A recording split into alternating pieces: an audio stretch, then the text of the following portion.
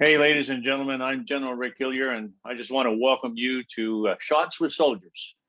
Shots with Soldiers got its start way back in military history when soldiers, before they went into combat, were often given a shot of something strong to give them that little extra fortitude, to give them a little, perhaps, liquid courage, as it was called, maybe just to warm the body and let them forget some of the agony and misery that was around them. And consequently, it sort of continued throughout military history, and particularly in World War I, before soldiers went over the top from the trenches where they were given a shot to warm them up and give them that courage right before they went into the attack. So we're going to continue with that tradition tonight, Shots with Soldiers. And this is the first season. This is the first episode of season 2. We did a lot of young soldiers last year and groups of soldiers. We paid tribute to them, to their service to Canada, to their sacrifice in many cases. And then we toasted them with a shot of your favorite beverage. And unless you're mistaken, or just don't be, it does not have to be alcoholic. It can be water, it can be pop, it can be anything that you want. It does not have to be alcoholic. We don't have to drink alcohol as a consequence of a shot with a soldier. But I am here today in Campbellton, Newfoundland, in the central part of Newfoundland, where I've spent the last several months here. And I'm wearing my Memorial University tie. I was the chancellor at Memorial University, which was an incredible honor because Memorial University was established in 1925 to be a living memorial to the Newfoundlanders who died in World War I, particularly on the 1st of July, 1916, at the Battle of Beaumont Hamel, where 802 soldiers went over the top on the morning of the 1st of July. And when roll call was held the next morning, only 68 were present and could continue to soldier because of the devastation that had been wreaked upon them by an enemy who was waiting, who was prepared, and who in about 45 minutes slaughtered most of the Royal Newfoundland Regiment. That university exists today and continues to ensure the memory lives of those men through education, and it's something that I was delighted to support. And since I am here in Newfoundland tonight, my toast, and I'll just sip a little bit of it, my toast is going to be Newfie Screech, a wonderful dark rum, which I recommend to everybody who is not in Newfoundland, and suggest that you go out to the LCBOs and the liquor stores in your province or location and buy lots of it, and it'll improve the economy here in the great province of Newfoundland and Labrador. So welcome to Shots with Soldiers, our first episode. We're pretty excited by it. And we want to use these Shots with Soldiers to keep the memory of awesome Canadians alive, our sons and daughters, Canada's sons and daughters, who served us so well, who asked so little in return, who often sacrificed everything and gave us the incredible country that we call home, that we know and love, called Canada. And so thank you for joining me here on Shots with Soldiers. And we're going to post this, Valor in the Presence of the Enemy. We'll post it on Facebook. We'll put it on Twitter. We'll put it on Instagram. Share it, and like it. And let's see how much recognition we can get for Shots with Soldiers. And tonight I'm going to do several things, so I'll do them as quickly as I possibly can. And that's why I'm only going to have sips of my shot tonight, because if I have much more, I'll talk forever.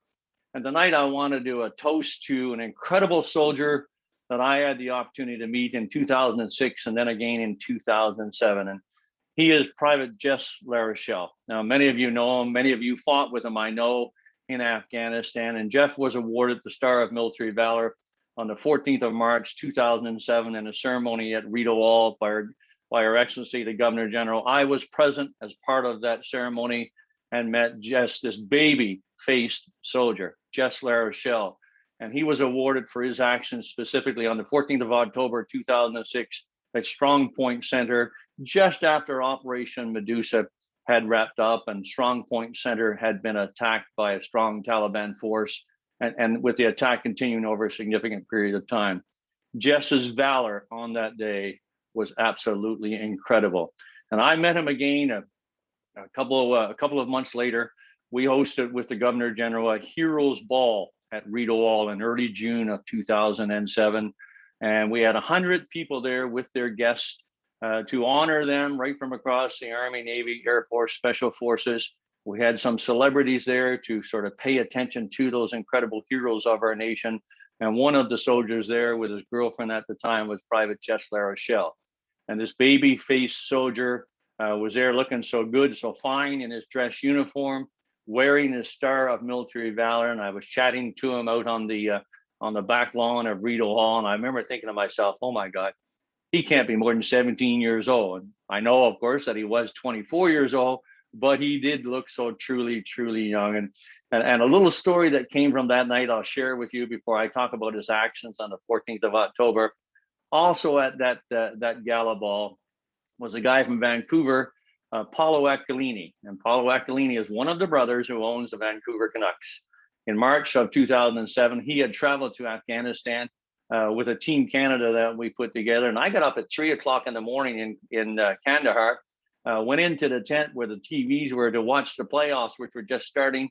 And I saw this guy sitting there, and I had not met everybody, and I didn't know who he was. And so finally I went over and introduced myself and asked him who he was. And he said, I'm Paolo Aquilini, I'm here to support the troops. And I really, really wanted to be here and wanted to do this. And I said, I got to tell you, man, if I were part owner of the Vancouver Canucks, if I were an owner of the Vancouver Canucks like you are, I'd be back watching them get into the playoffs right now. So he came up to me with his wife in the garden that night. And he said, General, really pleasure, really privileged to be here tonight. And he said, I really do want to support the soldiers in every way we possibly can. And he talked about some of the things the Canucks were doing. But he said, look, I've got 2 tickets to tomorrow night's game with the Anaheim Ducks and the Ottawa Senators. So, of course, we're in the final round of the playoffs, which Anaheim did win in 5 games to win the Stanley Cup. Darn. And he said, I'd like you and Mrs. Hillier to have them. And I said, Paulo, I really appreciate that offer. Really, really do. I'd love to take them, but I cannot. And I said, but if you want to give them to somebody really deserving and make an impact, I got just the person that you might want to do that with. And I called over to Jess Larochelle and I said, Jess, this gentleman would like to meet you and like to speak to you. So Paulo introduced himself and said, look, I've got these 2 tickets. Would you take them? Could you go to the hockey game tomorrow night? It'd be my treat. And I really like for you to have them. And Jess took the tickets and thanked them profusely. And a few minutes later, I felt something at my right helmet. I turned and it was Jess Larochelle. And he said, sir, I've never been to an NHL game before in my entire life. And he said, do you think those are good tickets? And I said, Jess, if you're getting free tickets from the owner of the Vancouver Canucks, who has been given them by the owner of the Ottawa Senators so you can attend the game tomorrow night, I can assure you that they're good tickets and you're going to have a heck of a good time. And I got a message from him a couple of days later saying, sir, it was the most incredible night of my life. Jess Larochelle was just like that. He was just a young man. He had an incredible enthusiasm for life. He was as quiet as could be. And when he was around, he seemed like he was a shy, introverted kind of individual. But once you got talking with him, got to know him a little bit, as many of you do far, far better than I, you realize what an incredible individual he was. On the 14th of October, 2006 at Strong Point Center, in an absolutely horrible scenario, where Strong Point Center with the 9 platoon from Charles Company, the 1st Battalion, the Royal Canadian Regiment Battle Group, was manning Strong Point Center as part of providing security for the road that went from Bob Wilson down to really Massengar, and was a way of opening up that area through the Pashmul area, way of opening up Kandahar province to be something other than just a war zone, to allow some economic activities to take place more effectively. Strong Point Center was right there. And Ambush Alley, as it became called, was a point where the Taliban loved to attack because they wanted to stop the building of the roads. Jess Larochelle on the 14th of October was in the observation post on the southwest corner of Strong Point Center with a machine gun. And the attack started in the late morning. And he said, I thought it was surreal, he said. I looked overhead and there were all these little bursts and I thought I was hallucinating. But instead I realized, and it was confirmed after, that the Taliban were firing RPG-7 rockets, and those rockets had mini munitions in them, which, the main rocket detonated, the mini munitions came out, and then each of them detonated, and that's what he was seeing. His observation post was shredded with shrapnel and explosive fire from those RPG-7 rockets, absolutely destroyed. Right at that same moment, 2 soldiers were killed in call sign 33 Bravo, one of our light armored vehicles. Private Blake Williamson and Sergeant Darcy Chetford. Several others were wounded. 7 platoon just further up the road was also under attack. Vehicles were jammed, and the Taliban attack looked like it was going to be very successful, perhaps even to the extent of taking out this undermanned, under-soldiered platoon, because they had a section back trying to get a vehicle recovered.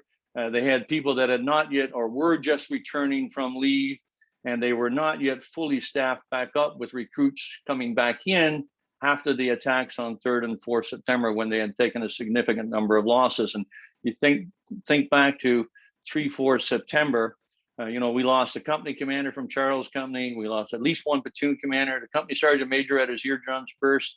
We lost more than 40 wounded and dead, and they were not all yet replaced. So we had an undermanned platoon in Strong Point Center that was at the point of the attack. Jess Larochelle's observation post was utterly destroyed. Lieutenant Corby, who was the platoon commander, and he had replaced the platoon commander who was wounded back in September. And so he had just been into his appointment as that platoon commander for 3 weeks.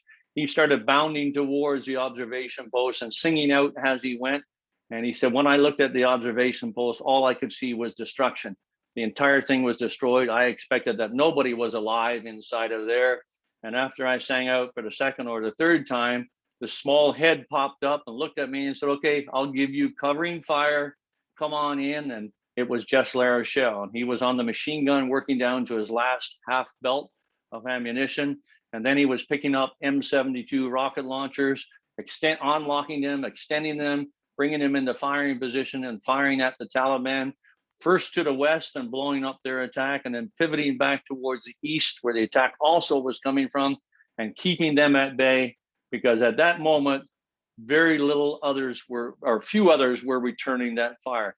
One of the cannon, at least one of the cannon on a LAV 3 had jammed because of the heavy use and because of the sand and grit that got into it, and it could not return fire. Others were not in perfect position to do so.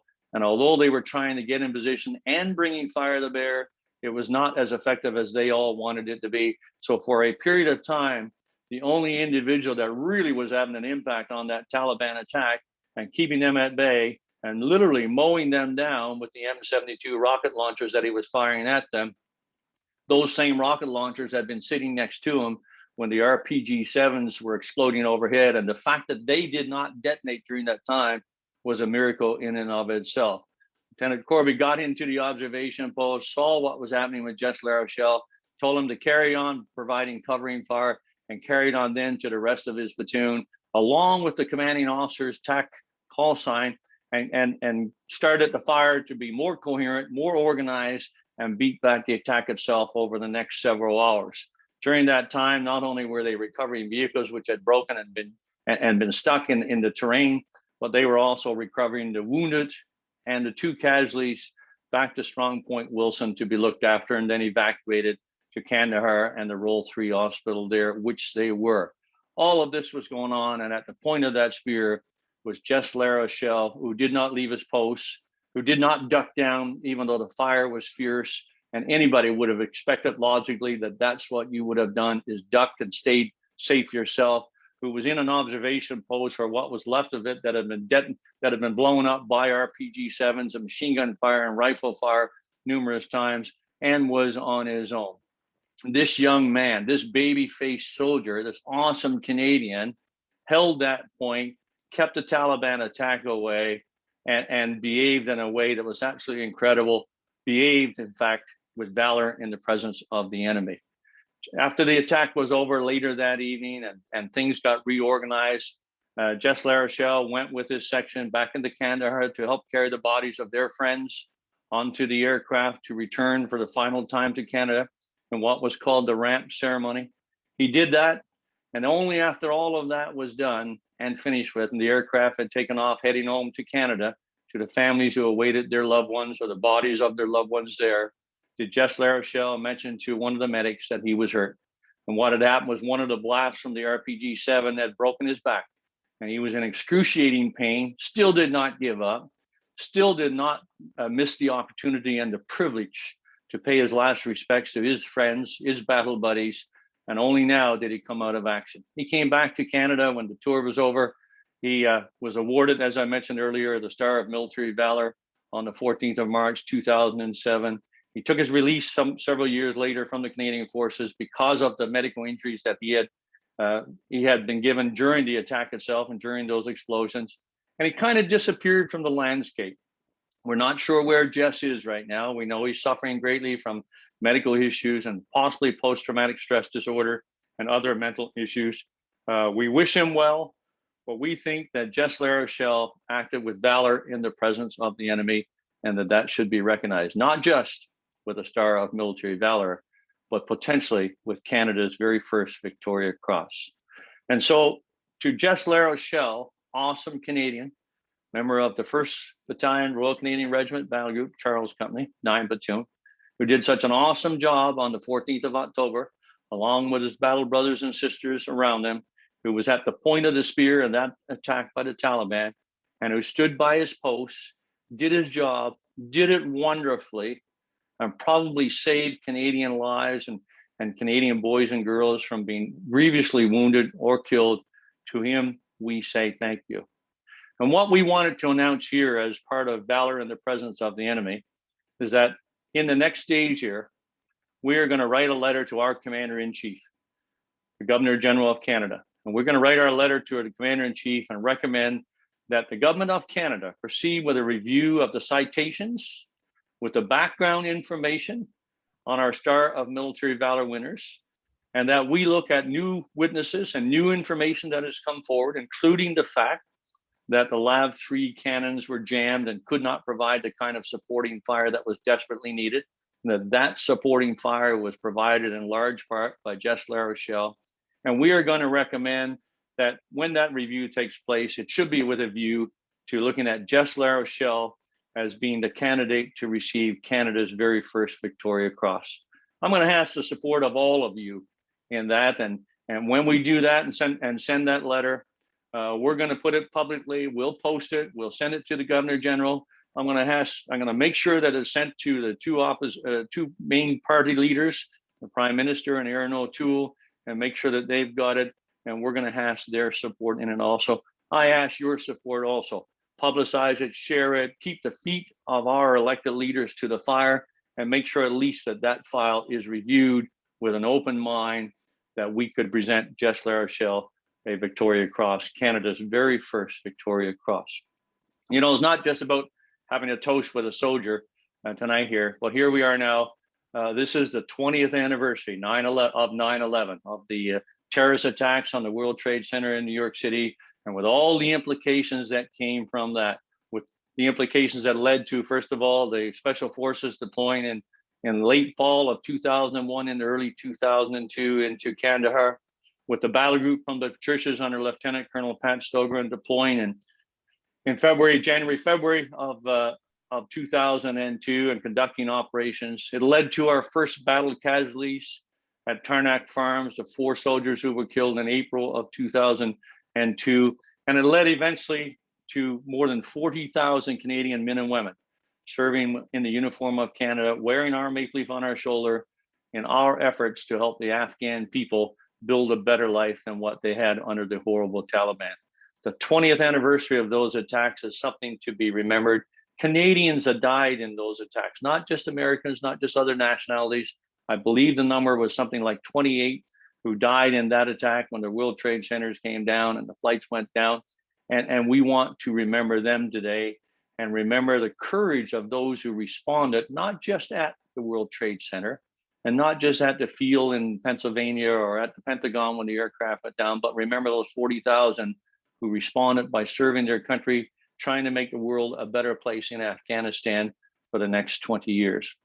And while it is the 20th anniversary of the World Trade Center attacks and the terrorist attacks, Al Qaeda attacks on it, it is the 20th anniversary of the war in Afghanistan. And we were there for a long period of time, as I said now several times, more than 40,000 Canadians serving with honor, serving in an incredible way, and doing their jobs in a way that would make you weep with pride as a Canadian. And after 20 years, none of us expected, none of us wanted to see what occurred over this last weeks here in Afghanistan itself. And I know there are going to be lots of people out there talking about why it occurred. We'll have many armchair quarterbacks who are looking to the rear and saying, this is what happened and this is why. And I don't know what will come out as the exact reasons. I have many opinions myself, most of which focus on Pakistan and the support that was provided to the Taliban throughout all of those years that we could never meter that we could never close down. But no matter what comes out as the reason that Afghanistan fell to the Taliban now and so fast, the one thing that every one of you who's a veteran of Afghanistan should never have any doubt of whatsoever, and that is that you did your job well. You should stand tall. Be proud. Be proud of who you are, a Canadian soldier, a sailor, a airman, airwoman, a special forces trooper. Be proud that when our nation asked, you stood up and volunteered to serve in the most dangerous circumstances in the entire world. Many of you paid a terrible price with physical wounds, with mental wounds, and obviously many families paid a terrible price by losing their loved one, whether it was a husband or a father, by losing their loved one during that war itself. You did your job superbly. You did your job superbly. And it is no bearing, no reflection upon you that the international community, that the political leaders, that the organizations like NATO and the United Nations, and that the political leaders in Afghanistan could not come together to build a more robust structure and society and acceptance of the life that we were helping them live. It is no reflection upon you that they could not do that. You did your job superbly. You provided them a security window in which they had ample time to build that society, and it did not occur. And so I say to each one of you, the veterans of Afghanistan, stand tall, be proud, wear that maple leaf on your shoulder figuratively, theoretically, if you're not in uniform right now, and be proud of your service, be proud of what you did, and be proud that you stood and you volunteered and you went and you served superbly when our country asked you to do that. Next thing I'd like to mention is that, of course, this is the 15th anniversary of Operation Medusa. I mean, we were moving into Operation Medusa all throughout the spring and summer of 2006. And when the 1st Battalion, Royal Canadian Regiment Battle Group took over command of the region on the 14th of August, in fact, I believe it was, in 2006, and Lieutenant Colonel Omer Lavoie, who, by the way, is a personal hero of mine for being such an incredible leader. When they took over command of the region and the fight against the Taliban for the next 6 to 7 months, we were well on the way to the launch of Op Medusa. Op Medusa was a tough time as we tried to remove the Taliban from not just Kandahar area, but Pashmul specifically, moving through operations that started in late August into the weekend of Labor Day, weekend of 2006, particularly on the 2nd, 3rd, and 4th of September, and moving right through till later in September when it finally concluded. And we lost a lot of young Canadians, both wounded and killed in Afghanistan during Operation Medusa. And it became one of the more fundamental things that kept the Taliban at bay for all those years. And if you actually think back and think about what kept Afghanistan going for such a long period of time, given how quickly it fell when nobody else was there to look after it, Operation Medusa was a part of that. And what you did was put the Taliban back under heels, and you gave them a bloody nose in the extreme, and you put them back under heels, and you let them know that they could not win when they faced the Canadian soldiers. And you gave the people of Afghanistan another decade or more of an opportunity to get educated, to actually start building an economy, and to learn to live like maybe somewhat of a democratic society. And I really do believe that because of Operation Medusa and because of our service in Afghanistan, that those nuggets, that education, that economy, those freedoms are going to reside in the population, and they're going to make it incredibly difficult for the Taliban to govern. And they're going to make it incredibly difficult for the Taliban to rule with such ruthlessness as they did in the past. And they're going to increase resistance to the Taliban. And eventually it is going to lead to an Afghanistan that is more recognizable as a civilized nation than what we would see underneath the Taliban itself. So to all those who fought in Operation Medusa, I offer you my thanks. And I say commemorate the anniversary right now. I have a beautiful bottle of scotch that Major Matt Sprague, the OC of Charles Company, who was wounded, of course, in that Labor Day weekend, who gave me, and every 3 September, I open it up and take a small little shot because I want to make it last, and just remember our Canadian heroes who fought during Operation. And the last thing I want to say tonight is a little bit of a political issue, but it's not actually. It's just a concerned Canadian.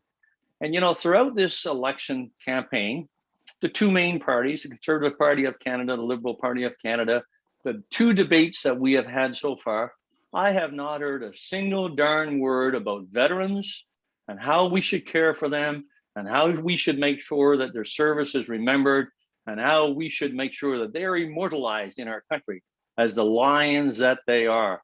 And I have not heard a single word about the care of those veterans. I've heard about pharmacare, and I've heard about daycare and childcare and education care and care for seniors and care for infrastructure and care for all of those things. And I asked the question, what about veteran care? What about veteran care? And I'm asking the leaders of our two main political parties, Erin O'Toole and Justin Trudeau, I'm asking you to define in your policies, in your platforms, and articulate for Canadians what you are going to do to look after the veterans of Canada, not just the veterans of Afghanistan. And just remember that people of today's generation and tomorrow's generation will join to serve and sacrifice in part based on how they see the veterans of today and yesterday being taken care of. And if they are not convinced that that care is appropriate and proper and indeed is what has been earned, they are not going to join to serve and our nation will suffer. I ask Erin O'Toole and Justin Trudeau, tell us what you're going to do to look after our veterans. And in fact, I'll go a step further. I would ask that you bring together, as the government of Canada, whichever party forms the government of Canada, bring together and put into action a royal commission on the care of our veterans in this nation, and really give a broad scope to it, give it a defined period of time to report back to the government, and commit now during the campaign that you are going to implement the findings of that commission to ensure that our veterans are looked after. That's also where I ask your help.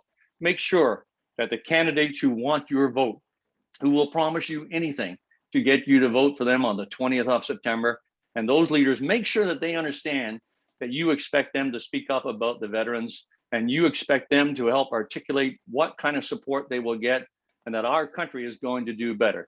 I've always believed that given what our veterans have done for Canada, we could probably never do enough for them to support them.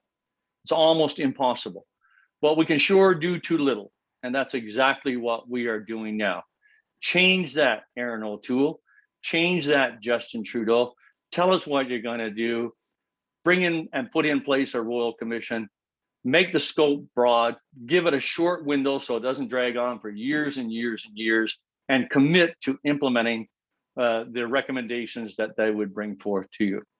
And with that, I'll stop, and I'm going to say, a toast for soldiers. The first one is to Private Jess Larochelle, Star of Military Valor winner, incredible, awesome Canadian, and our first recommendation for Canada's first Victoria Cross. So a toast to Private Jess Larochelle.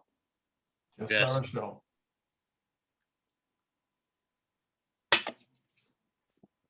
And secondly, I'm going to propose a toast to the victims of 9/11. Those who died on the day in New York City, almost 3,000 people. Those who died at the Pentagon. Those who died in that field in Pennsylvania. And then those who died in the days and weeks after because of those horrible attacks. I'm going to propose a toast to the victims of 9/11.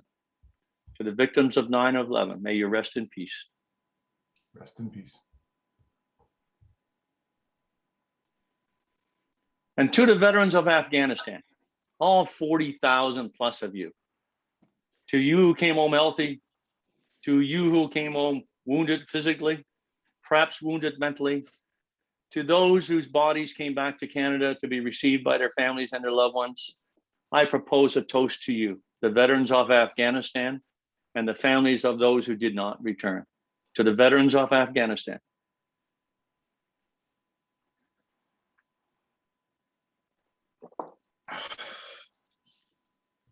And lastly, I'm going to propose a toast to the Victoria Cross winners.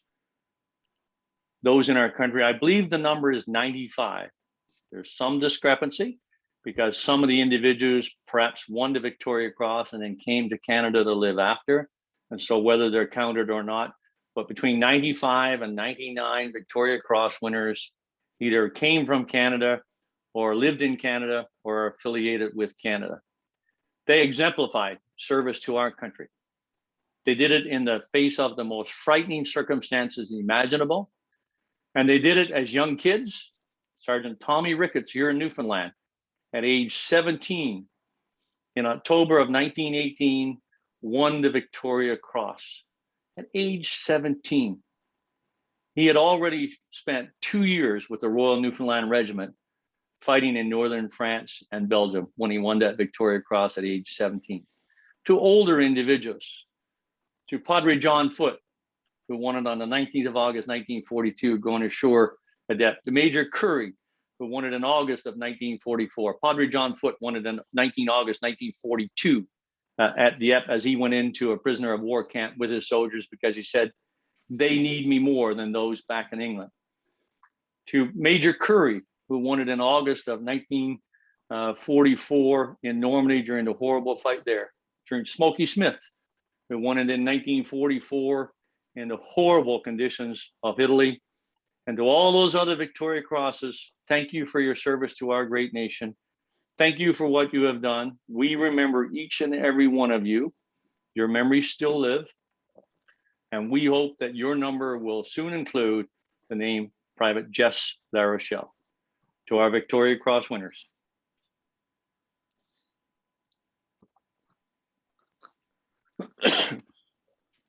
And ladies and gentlemen, I'll stop there. I cough because that's the Newfie screech going down my throat, and it does burn a little. I must say, it does burn a little. And sorry, I went on a little bit too long, but I wanted to make those points. It's been an incredible time in our lives and our history, and I felt it needed to be said. And that last part about the veterans cause, where's our veteran care? Where is our veteran care? It should be right up there with pharmacare and dental care and care for the seniors and all those other great issues in our nation. Veteran care should be up there also. Bruce, I'm going to hand up there. Ladies and gentlemen, I'm going to stop right there. I do have a moment if somebody wants to make a comment or make a toast to somebody else or ask a question or bring something else up. I would be delighted to either talk to it or have somebody else do exactly that. I'm going to start with, we're going to be sharing this video on our platforms, but we're also going to be asking people to share the hashtag Jess4, the number 4 VC. So if you share this video, please include that hashtag. Are there any questions for the General? I would like, General, there's the new information. Where did that come from on Jess Larochelle? Well, you know something, Mick, it's not new information from the point of view. It's the information has been out there forever. It's just one of those things. If you read the citation of Jess Larochelle, it is, actually a very bland document. And I'm not knocking the people who wrote it because, but let me just read it here and say on October the 14th, 2006, Private Larochelle, the first Royal Canadian Regiment Battle Group was manning an observation post when it was destroyed by an enemy rocket in Pashmil, Afghanistan. Though he was alone, severely injured and under sustained fire in his exposed position at the ruined observation post, he aggressively provided covering fire over the otherwise undefended flank of his company's position.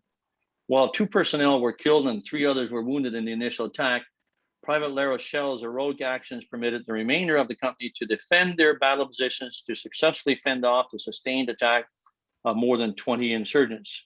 His valiant conduct saved the lives of many of his company. And it did, in fact, do more than save the lives of many of his company.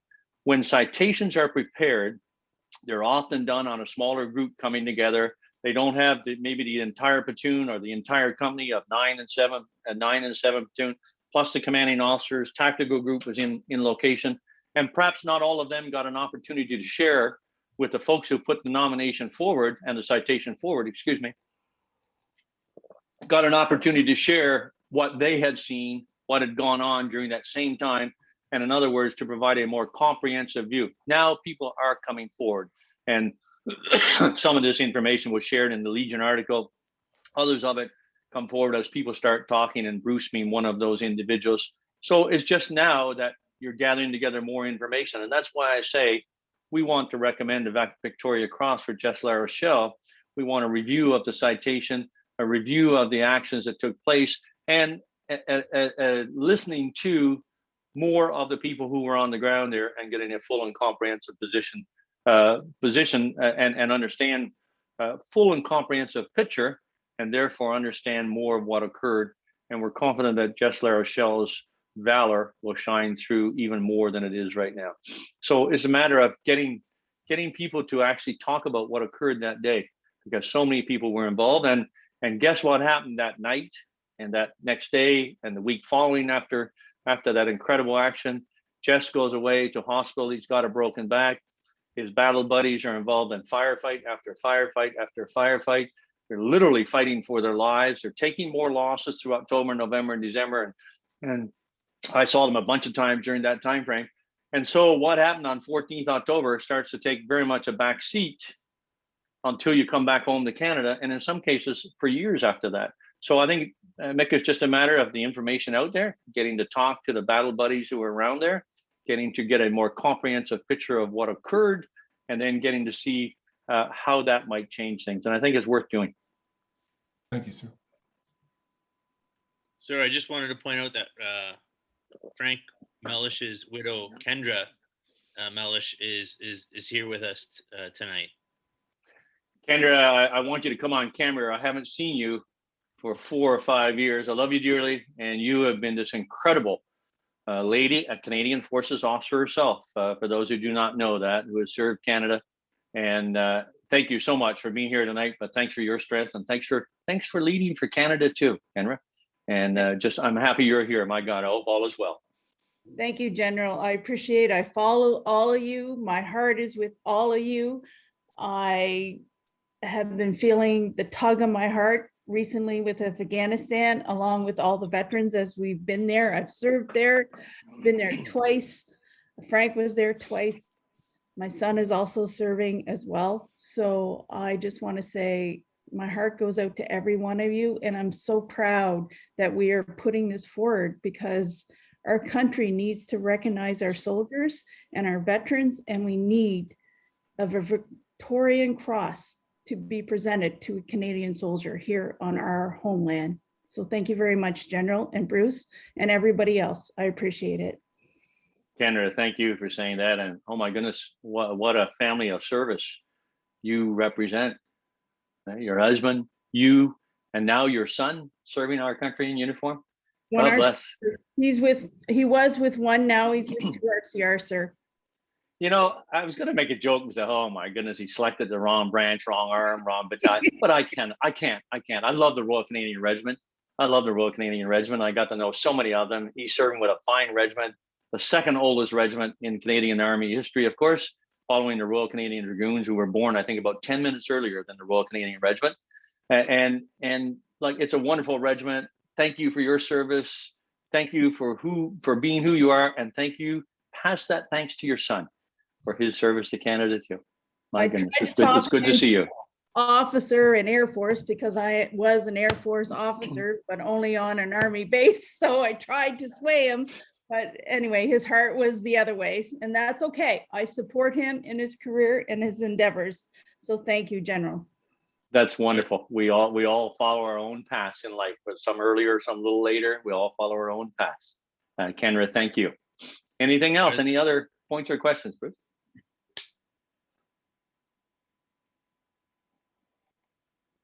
Okay, General, I think you got off easy on that one. I did, and I wasn't looking for tough questions. I assure you of that. But here's what I would say: we are, as you said, we're going to share this video, and I ask everybody here to share it, get their friends to share it, get your battle buddies to share it, like it, and then share it some more.